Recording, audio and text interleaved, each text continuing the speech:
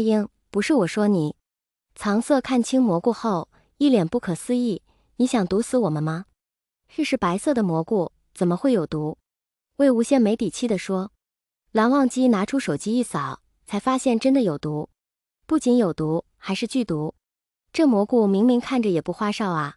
魏无羡尽力挽回面子。藏色面无表情拿过篮子，哗哗哗3、2下就把蘑菇给倒掉了。笨得很。藏色无情吐槽完毕，又和蓝夫人有说有笑往家走去。晚餐时，蓝忘机和魏无羡面前依然是一盘青菜。蓝湛，好好的假期，我们干嘛要回来呀？魏无羡颤颤巍巍把青菜塞进口中，可怜巴巴望着蓝忘机。明天早上就回去。蓝忘机一用力，碗里的青菜又断成2截。假期最后一天，蓝忘机早早就把魏无羡拖起床，简单收拾好后便下楼吃早饭。就要走啦。藏色看着2人提着行李下楼，抱着手笑着说：“阿英，你真是被忘机惯的，一点都不能吃苦了。我跟蓝副总好好的，干嘛要吃苦？”魏无羡冷哼一声：“我们回来度假又不是来玩生存游戏的。”真惯坏了，还会顶嘴了。藏色并不生气，回头向后院笑着说道：“魏长泽，快来看你儿子，一点都经不得逗。”过分。魏无羡面颊通红，几口扒拉掉早饭，拉着蓝副总气呼呼的就要走。有空再回来哦。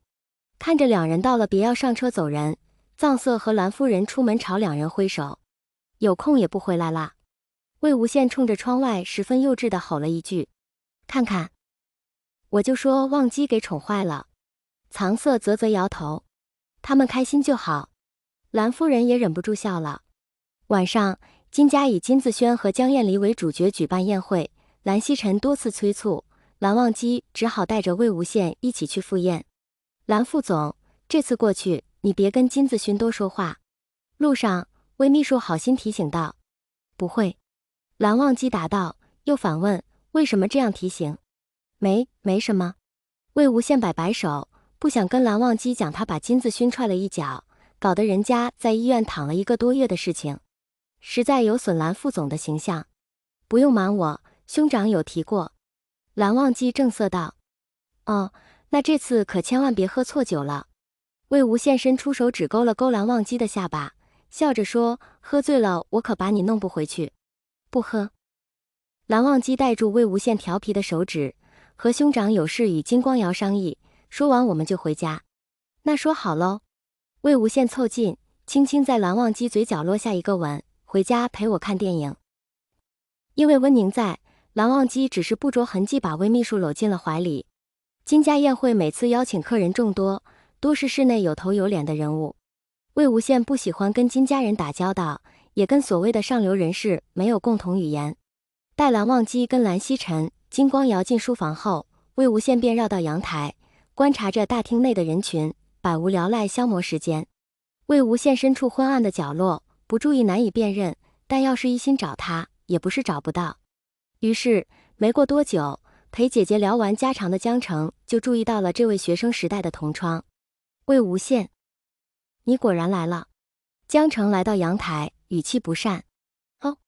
魏无羡不想跟他多聊，敷衍了一声。他不想在金家地盘和江家人闹得不愉快，毕竟他现在身份不同了，一言一行代表的是端方雅正的蓝家。你傲慢个什么劲，真是出息了。江澄阴阳怪气地说，人家都在八卦你跟蓝忘机的事呢。我说难怪当初叫你来云梦你不来，合着是攀到高枝了。也是，有了蓝家，你眼里定是瞧不起我江家的。哦，魏无羡抿了一口酒，你专门来说这个？是啊，佩服你呗。你怎么勾引到冰山副总蓝忘机的？还不是靠你那张脸。江澄嗤之以鼻，这算什么本事？魏无羡啊，靠脸也是本事吗？魏无羡挠挠头发，有些困扰地说。可蓝副总就是喜欢，我有什么办法？你太厚颜无耻了吧，魏无羡。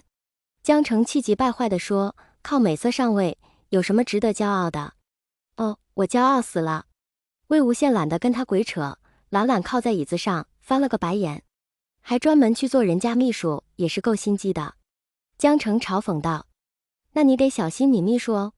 魏无羡冷笑一声，起身准备离开阳台。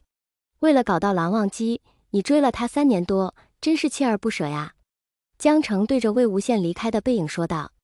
魏无羡叹了口气，遏制住对人的冲动，准备去找蓝忘机，没想到下一秒，身旁就传来一个和善好听的声音：江总，你这就错了，是忘机追无羡的哦。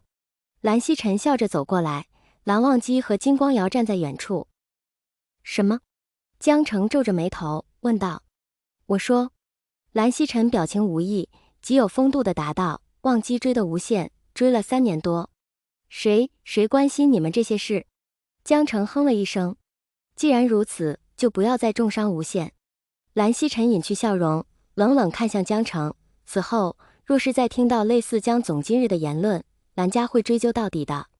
你在蓝曦臣面前，江澄不敢造次，憋着一口气恼怒的不行。